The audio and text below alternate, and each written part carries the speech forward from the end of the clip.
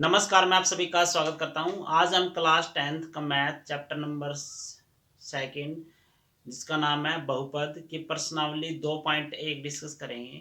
इससे पहले हम इसके बारे में कुछ बेसिक जानकारी लेंगे। क्या होगा, इससे आपको चैप्टर को समझने में आसानी रहेगी और हम आपको बिल्कुल ही बेसिक से लेकर चलेंगे ताकि आपको आने वाले समय में किसी भी प्रकार की कोई दिक्कत ना आए। बिल्कुल हम जीरो से लेकर चलेंगे आपको, बिल्कुल जमा घटा से। तो चलिए हम वीडियो को शुरू करते हैं।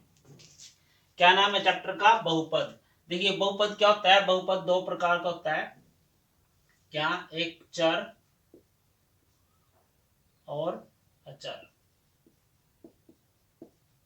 चर और अचर से मिलकर क्या बनता है? एक बहुपद। चर क्या होता है?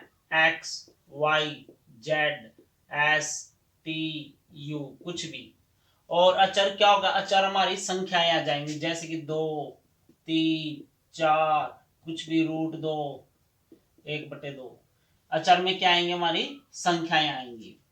और देखिए बहुपद की कुछ परिभाषा है। क्या है बहुपद की कुछ परिभाषा? क्या होगा? पद सीमित होंगे एक तो। नंबर 2, गुणज वास्तविक हो। क्या होने चाहिए? गुणज वास्तविक होने चाहिए। और चर की घात पूर्ण संख्या होनी चाहिए। चर की घात क्या होनी चाहिए? पूर्ण संख्या। चर क्या हमारा? एक्स, वाई, जेड, कुछ भी। और उसकी जो घात है वो संख्या पूर्ण होनी चाहिए, जैसे कि एक्स की संख्या घात 2, वाई की घात 3। ये क्या है? एक ये चर है एक्स और इसकी घात क्या है? 2। 2 क्या है? पूर्ण संख्या है, जैसे कि यहाँ पर चर क्या है? वाई और इसकी घात क्या है? 3, पूर्ण संख्या है। और देखिए बहुपद के शून्यंक।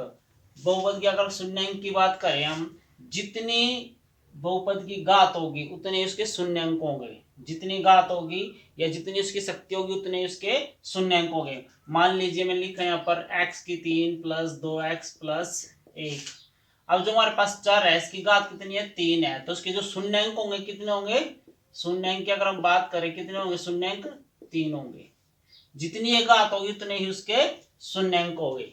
तो हम इसी बेसिक जानकारी के आधार पर इस प्रश्नावली को शुरू करेंगे। प्रश्नावली 2.1 चलिए शुरू करते हैं। चलिए प्रश्नावली 2.1। किसी बहुपद px के लिए बराबर y बराबर px का ग्राफ नीचे आकृति में दिया गया है। प्रत्येक स्थिति में px के शून्यंकों की संख्या ज्ञात करनी है। हमें क्या ज्ञात करनी है? शून्यंकों की संख्या ज्ञात करनी है। देखिए क्या दिया है? px के लिए y बराबर px। अब यहाँ पर क्या दिया? x दिया है, तो हमें क्या देखना है? x अक्ष पर कितने कट है। जितने कट होंगे उतने ही उसके शून्यंक होंगे। अगर यहाँ पर y होता तो हम किस पर देखते? y अक्ष पर देखते, लेकिन अभी हमें किस पर देखना है? x अक्ष पर।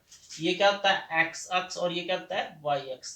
अब हम फर्स्ट की बात करें, देखिए x अक्ष पर कोई कट है, लाइन कहां पर काट रही है? y अक्ष पर, तो हम x अक्ष पर देखना है, इसमें कोई भी कट नहीं है, तो उसके जो शून्यंक होंगे कितने होंगे? शून्य होंगे, यानी कि 0। अगर हम दूसरे की बात करें, अब देखिए x अक्ष पर कितने कट है? एक कट है, तो उसके शून्यंक कितने होंगे? 1। अब देखिए थर्ड, अब हमें क्या देखना? x अक्ष पर कितने कट है? 1, 2, 3, तो उसके शून्यंक कितने होंगे? 3 होंगे। जितने कट होंगे उतने ही उसके शून्यंक होंगे। फोर्थ में कितने कट है x अक्ष पर? 1, 2, तो उसके शून्यंक कितने होंगे? 2 होंगे। यहाँ पर फिफ्थ में देखिए कितने कट है x अक्ष पर? 1, 2, 3, 4, तो उसके शून्यंक कितने हो गए? 4 हो गए। किस पर देखना? हमें x अक्ष पर देखना है, क्योंकि यहाँ पर x है। अगर यहाँ पर y होता तो हम y अक्ष पर देखते। 6 में क्या है? 1, 2, 3, तो इसमें कितने कट है? 3, तो इसके शून्यंक कितने होंगे? 3 होंगे।